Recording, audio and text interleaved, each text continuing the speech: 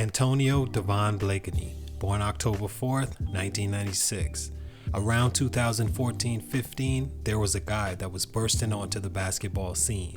A lot of it had to do with his play, while a good amount was due to the automatic exposure the YouTube clout machine gives a prospect of their choosing. Blakeney was a slashing and score at will and with much freedom kind of wing. His jump shot had good form, range, and potential to maybe even get better. His personality was also off the charts, making Antonio seem to possibly be included in the crop of next up. Guys like Ben Simmons, Brandon Ingram, Jamal Murray, and the list goes on of future NBA talent in that class. You also had guys like Corey Saunders and Dwayne Bacon that was blowing up in their own right on YouTube. Blakeney was dropped into the mix and was expected to come out of it polished and as promising an amateur as any in the class.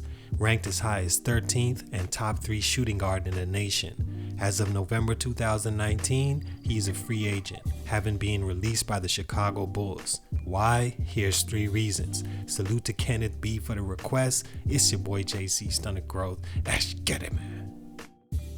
If you've watched any of Antonio's B-grade episodes on YouTube, you'd see just how hard of a worker he was, and it was all paying off. You could literally see him getting better as a player, and you just loved watching a guy dedicated to his craft put the time in to be great. Born in Watertown, New York, then moving to Orlando, Florida, Blakeney was putting on for his city. As a senior for Oak Ridge High School, he finished the 2014-15 season, averaging 29 points, 6 rebounds, as well as 2 assists. He was a McDonald's All-American and Jordan Brand Classic participant, quickly becoming one of the familiar faces in the class. Being a part of the conversation is everything. A name and following on YouTube and social media, along with adequate skills, can literally take you all the way to your first NBA contract, and sometimes even more. Antonio had both. He was also very athletic for his position and age. Potential was simply oozing from this kid. But here's the thing about potential. It's the biggest double-edged sword known to man. Ask a guy on Wall Street his most feared word, potential. Why? Because it's just not reliable. There's way too big a chance it doesn't turn out well. Basketball isn't much different, except when you're a failed investment, they simply cut you and move on, leaving you scrambling to stay alive in this very fast-paced age. Stunt number 1, Louisville, Kentucky. It's where the Louisville Cardinals men's basketball team reside. It's also where Antonio should have stayed committed to instead of choosing LSU. Blakeney was a 5-star recruit that could have chosen anywhere he wanted to.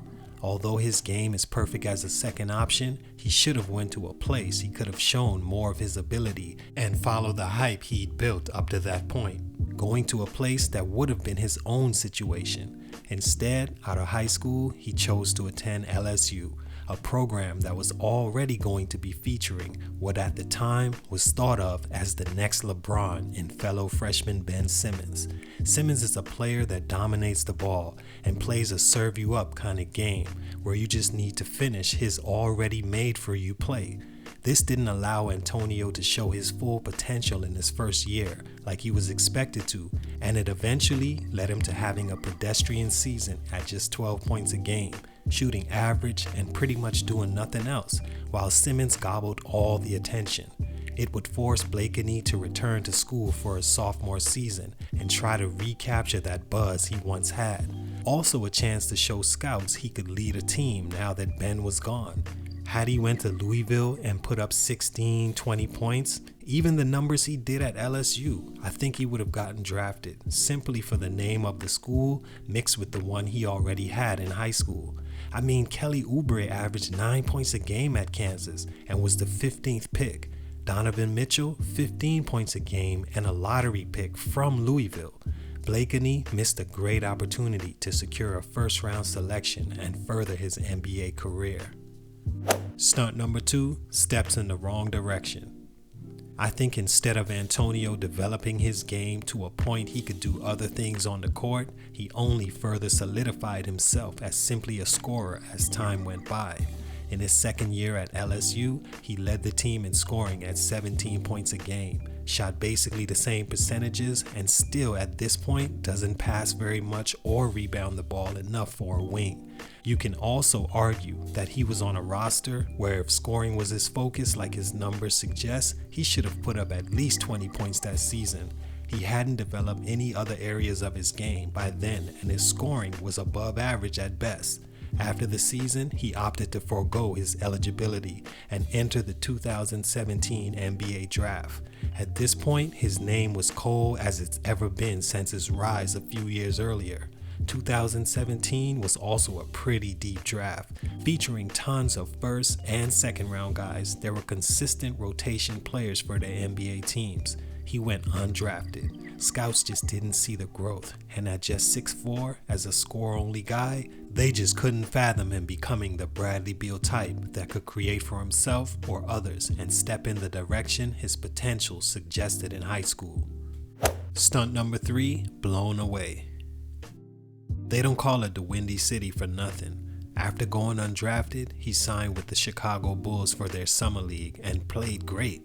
He was signed to a 2-way contract where he would play some games with the team and some with their G League affiliate. He took advantage of his opportunity and won Rookie of the Year in the G League, allowing him to secure guaranteed money from the Bulls in 2018. Things were looking up.